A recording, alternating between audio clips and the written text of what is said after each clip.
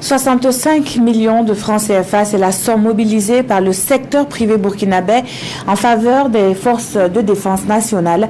Les hommes d'affaires ont saisi l'occasion de la remise de cette somme pour en savoir davantage sur les mesures prises pour assurer une sérénité dans le milieu des affaires. La rencontre en image avec Issa Kafando sur un commentaire de Moumouni Soubega. Un chèque de 62 millions de francs CFA et une somme de 3 millions en espèces, c'est la contribution du secteur privé burkinabé à travers la Chambre de commerce au profit des forces de défense et de sécurité. En plus de cette somme, les hommes d'affaires offrent du savon et l'huile alimentaire aux forces de défense et de sécurité pour les encourager dans leur lutte quotidienne contre l'insécurité et le terrorisme. Quand il n'y a pas de sécurité, il n'y a pas de business, il n'y a pas d'affaires.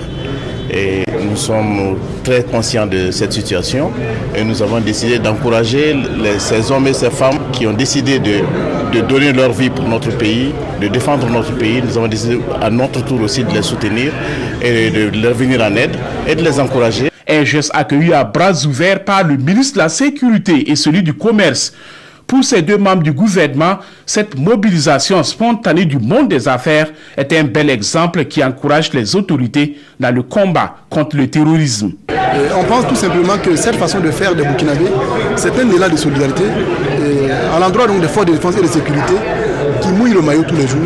Et nous voulons saluer ce geste des acteurs du secteur privé qui est un geste patriotique et cela montre qu'à chaque fois que notre pays est attaqué, l'ensemble de ses fils, l'ensemble de ses composantes restent debout. Des opérateurs économiques ont mis à profit la présence du ministre de la Sécurité pour comprendre ce que son département prévoit afin de sécuriser le monde des affaires.